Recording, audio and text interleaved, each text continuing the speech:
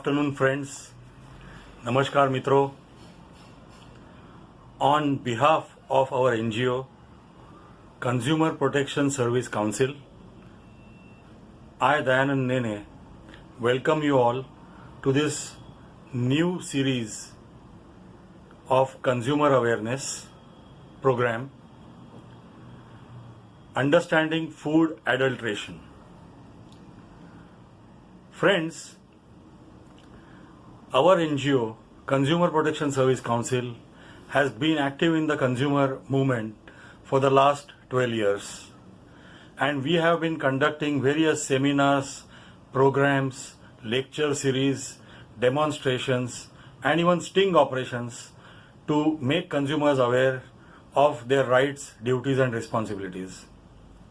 Through this series on food adulteration, we want consumers to become aware as to what they are purchasing, what quality they are purchasing, where they are purchasing, what is the weight of the purchase which they are making, and most importantly, how to detect whether the food they are purchasing has been adulterated or not.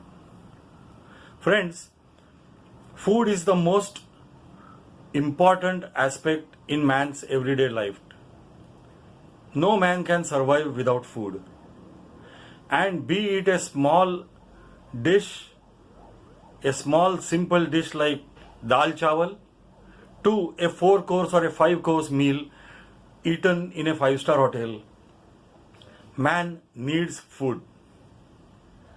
And when we need food, it is our responsibility that we should be alert enough to see that the price which we are paying, at the price which we are paying, we get authentic quality products.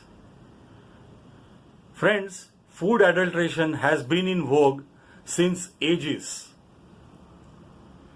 People try to fool each other or fool the consumers by adulterating food, means mixing it with some other foreign bodies and lowering the quality of the food which they sell to the consumer. Food is said to be adulterated when any substance is added which depreciates the quality of that particular food, or cheaper or inferior substances are substituted wholly or in part, like you have in ration shops, wherein they put sand, stones or pebble or other particles in wheat, rice or sugar and adulterate them. Any local imitation, like for example, people passing on some locally manufactured drink for a Coke or a Pepsi, or injecting colors, which is most common in items like watermelons, or applying chemicals to artificially ripen mangoes or bananas. All this makes the quality of that particular food substandard. And we have to be alert and we have to acquire knowledge as to how to detect food adulteration and how to avoid food adulteration.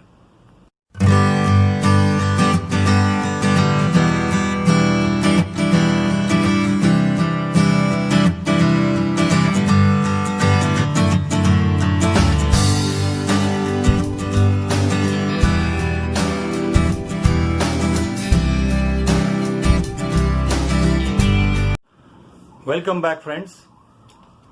Adulterated food is extremely dangerous because it can be a very toxic item. It can affect your health as it deprives your body of proper nutrients required for the development of the body. What are the types of adulteration? Friends, adulteration can be intentional. That is, as I said, in the case of ration shops where they add foreign bodies or foreign material like sand, pebbles, stones to wheat, dal, pulses and cheat on the weight and supply you substandard material.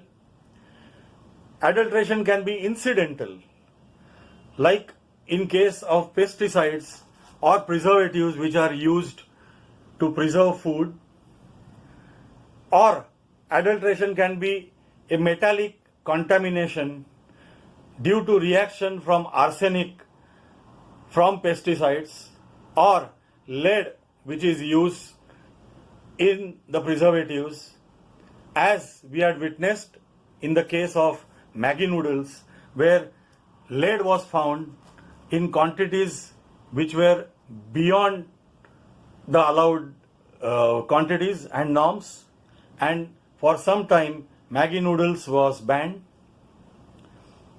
It can be also microbiological contamination of food with pathogens like bacteria, viruses or protozoas. These may or may not lead to contamination, like in case of preparing dahi from milk, you have bacteria to contaminate the dahi, but it is not called adulteration. But ready to eat foods are always adulterated with such pathogens, and where the pathogens are in excess of the norms which are allowed, the food is called adulterated and of inferior quality. Even poultry products, preservatives are used, wherein bacteria, viruses and protozoas are in large numbers, and where their numbers increase or exceed the given norms, that particular product is also called adulterated product. Friends, so much for today. From tomorrow, we shall be taking individual items like milk, coffee, pulses, or other items like poultry products, fish, and we shall exchange information as to how people adulterate such products and what should a consumer do to detect such adulteration and then avoid it. Till then, goodbye. Do watch the presentation after my talk, and tomorrow onwards we shall be reviewing item-wise food adulteration. Thank you very much.